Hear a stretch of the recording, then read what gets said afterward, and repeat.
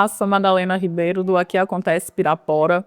E hoje a conversa é com uma mulher que carrega um legado forte, mas que está construindo uma história própria, né? Médica, pastora, filha de um deputado e, quem sabe, futura candidata. Essa é Laís Santiago, mãe, líder e mulher. Fala um pouquinho pra gente, Laís, da sua história. Bom, eu tenho 37 anos. Falo que na minha essência eu quero carregar a imagem e semelhança de Deus. A minha Teresa, mas eu sou filha, igual você citou, de um político que tem realmente uma trajetória admirável na política. Sou também esposa, mãe. Falo que eu carrego assim do instinto maternal. Minha filha está aqui hoje em Pirapora comigo, tem 1 ano. Eu quero carregar essa essência de ser feminina, de usar minha fé em prol da minha família, de poder ser Laís, na Teresa mesmo. Sua trajetória é marcada por 3 pilares fortes: a medicina, a fé e agora uma possível participação política. Em que momento você sentiu que precisava ir além do consultório e do púlpito?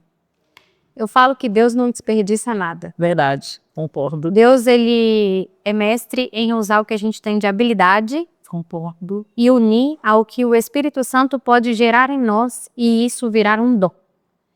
E eu entendi que a medicina eu posso curar o físico, a fé eu posso curar o espiritual e com a política eu posso garantir o acesso ao cuidado ao próximo. E servir com amor é o meu compromisso. Nossa, que bacana. Como foi crescer sendo filha de Arlen Santiago, um político tão presente e combativo, e em que medida essa vivência influenciou sua visão do mundo e sua postura diante dos desafios sociais? Existem 2 lados. Da Laís filha, que muitas vezes quis a presença do pai, uma participação. Falo isso com meu coração mesmo.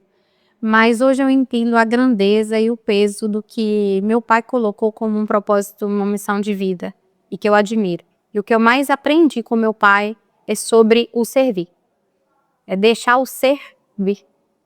Porque é além, eu falo que é um propósito, um chamado, uma vocação realmente para cuidar das pessoas. Então, meu pai hoje, eu falo que é uma grande referência, mas eu também quero caminhar com a direção que Deus me deu, com os meus próprios pés. Então eu trago isso de legado, de referência, mas eu estou começando uma nova caminhada agora, né?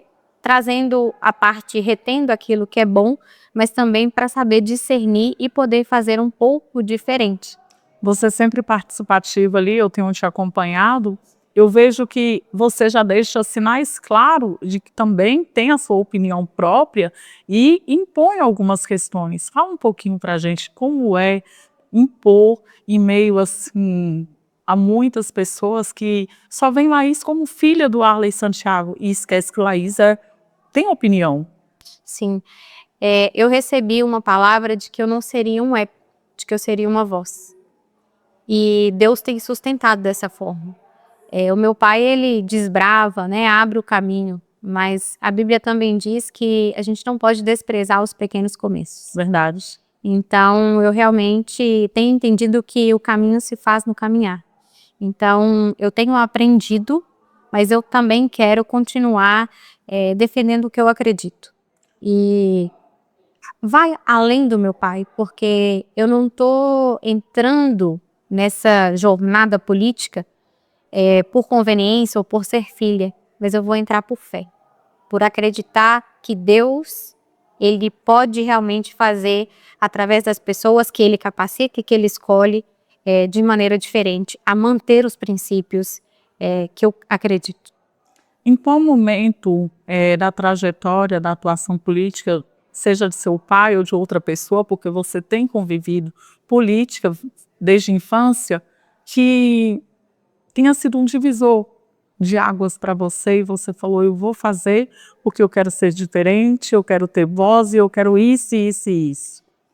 Eu falo que o meu trabalho como médica radio-oncologista de lidar com a dor e o sofrimento humano mesmo, falo tanto no ser integral, físico, espiritual e na alma, me humaniza de forma a enxergar que é necessário alguém que lute por eles, para garantir dignidade de acesso a tratamento, diagnóstico, a uma vida melhor. E eu vi meu pai fazendo isso. Mas, sobretudo, uma época que me marcou muito foi quando meu pai disse não à corrupção. Então, eu carrego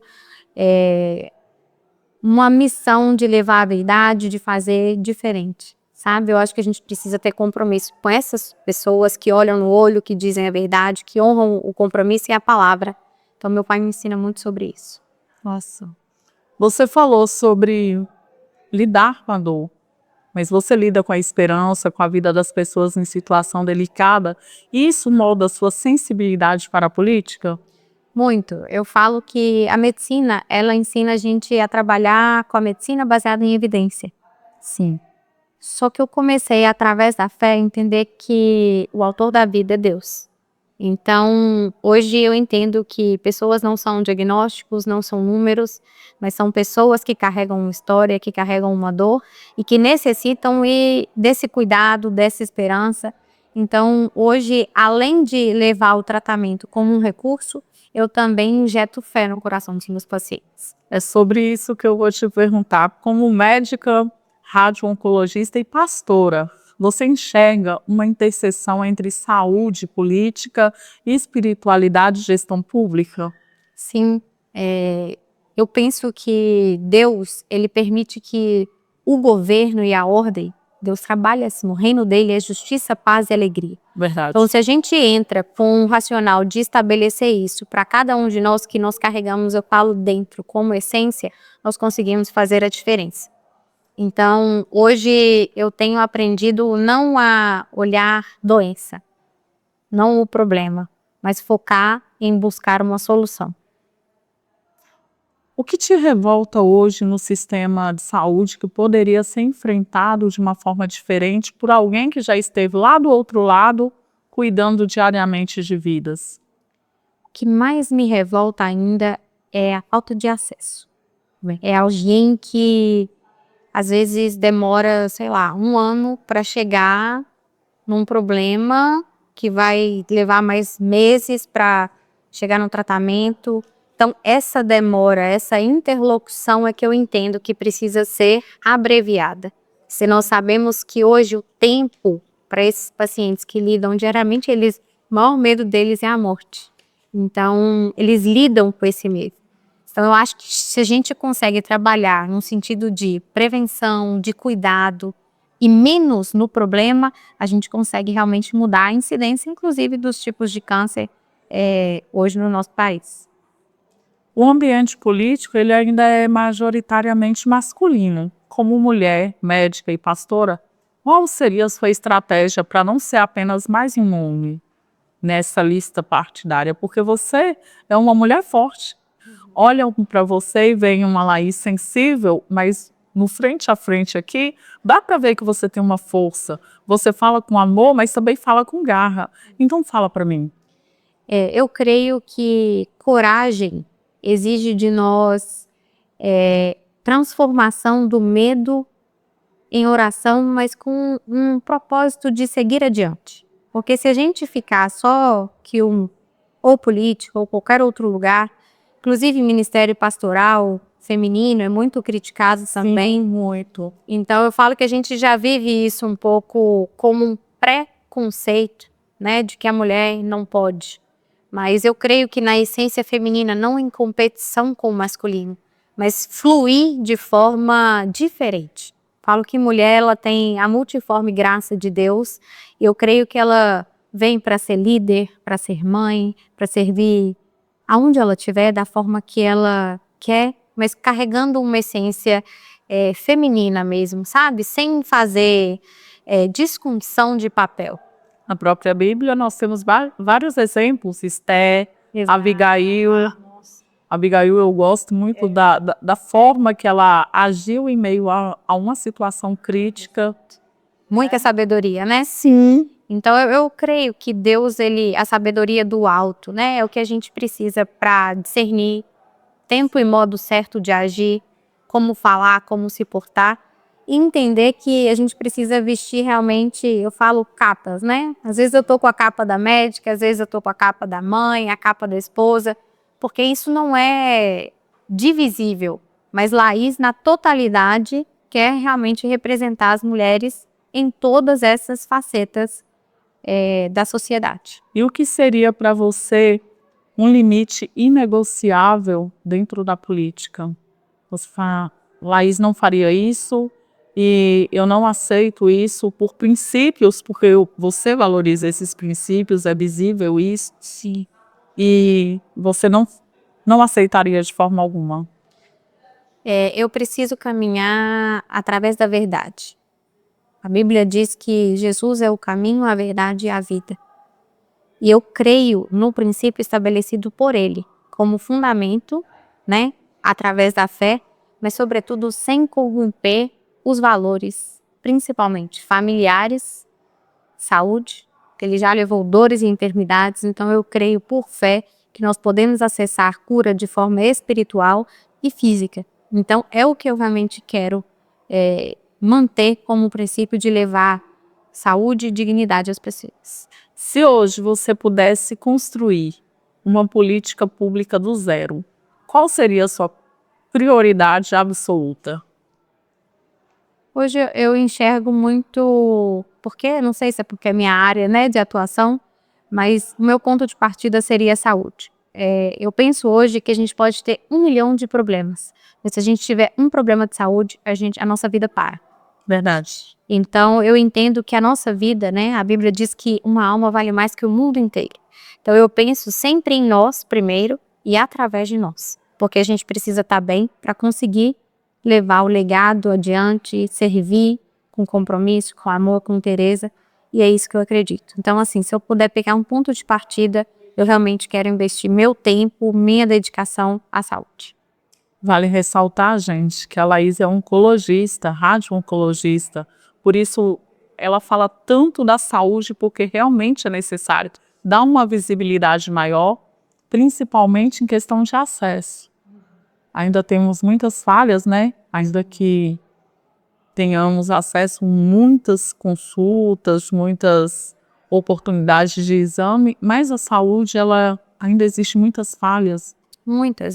Eu falo que o próprio SUS, né, o Sistema Único de Saúde, ele, em termos de conceitos, fundamentos, ele é excelente, mas na prática a gente vê ainda muita deficiência do que pode ser feito. Verdade. Um exemplo, eu lido com um paciente com câncer, né, e a gente tem, por exemplo, a lei dos 60 dias, que garante que todo paciente oncológico, depois de uma confirmação do diagnóstico histopatológico, ele em 60 dias deveria iniciar o tratamento. E a gente sabe hoje que em torno de 40 a 50% dos pacientes não começam dentro de 60 dias.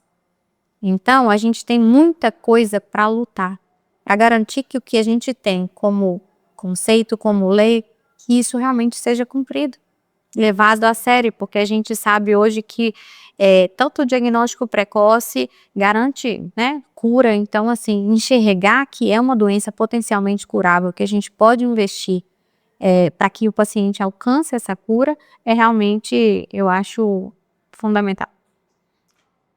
Se uma candidatura se confirmar, o que Laís Santiago traz, que não é herança de Laís Santiago, mas é essência pura?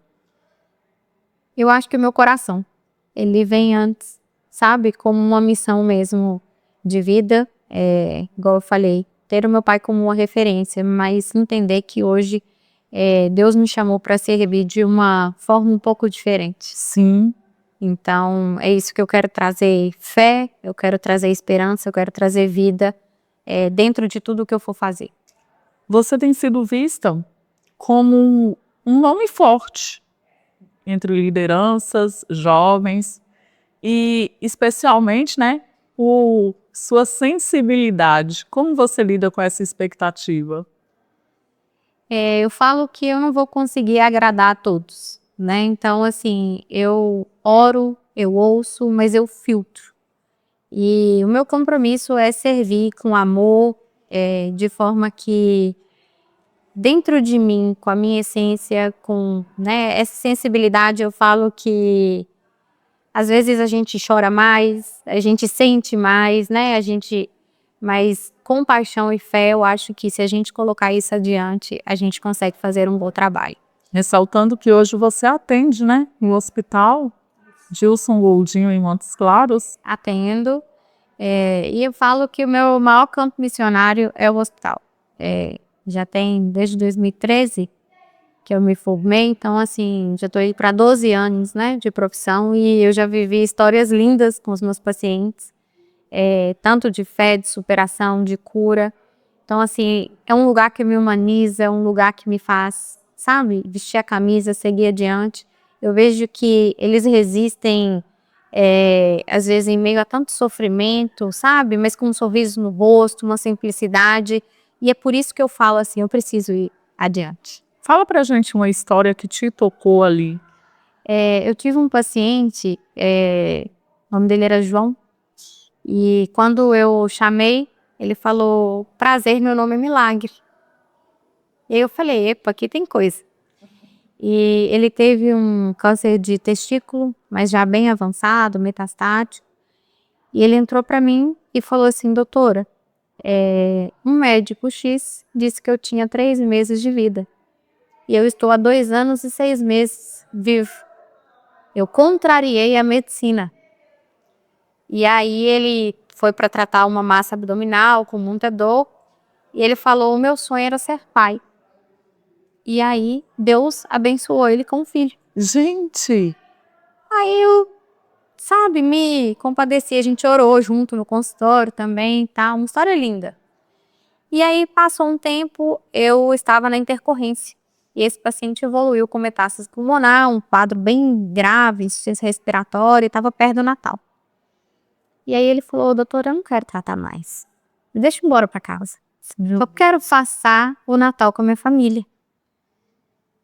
E aí, quando ele me contou a história dele, ele se envolveu com tráfico de drogas, com homicídio. E dentro da cadeia, ele tem um encontro com Jesus. Meu Deus! Alguém levou a palavra para ele lá. E ele orava e falava, Deus, eu quero sair daqui. Me tira daqui. Deus, me tira daqui. E ele começou a agradecer a enfermidade. Ele agradeceu o câncer, porque ele falou, Deus me tirou da cadeia por causa da minha doença. E eu pude ser pai, eu pude viver com a minha família. Então, eu arrepio aqui, ó, de falar, eu emociono a história dele. Foi uma história que me marcou assim, e eu tive essa oportunidade, né, de conhecer um pouco mais a fundo. Por isso que eu falo, assim, a gente não pode estar à frente, né, não é uma doença, é uma pessoa que carrega toda uma história. Então, é impossível não se sensibilizar. Eu falo com cada história, né, de pacientes. Então, esse conto que me marcou, assim, drasticamente, e eu vi um momento de muita fé, apesar de muita dor. Que história, viu, gente? Tô chorando aqui porque realmente é uma história que Muito forte, né? emociona. Para quem ainda tem dúvidas do seu propósito, o que você diria olhando nos olhos de um eleitor mineiro que nunca ouviu o seu nome? Foca na câmera e fala para ele. Bom, o propósito eu entendo como o nosso próprio depósito. Então, o que eu gostaria de falar, olhando no olho, é sobre a verdade, sobre poder fazer a diferença com comprometimento e servindo com amor a cada vida que, né, apareça diante de mim. Quero te agradecer pela sua participação. Quero te dizer que foi um prazer te conhecer. O prazer é meu. Obrigada pela oportunidade, pela sua sensibilidade. Eu falo que quem carrega, né, um chamado e o coração vem antes da missão, as coisas realmente fluem diferente. Viu? Parabéns pelo seu trabalho. Obrigada.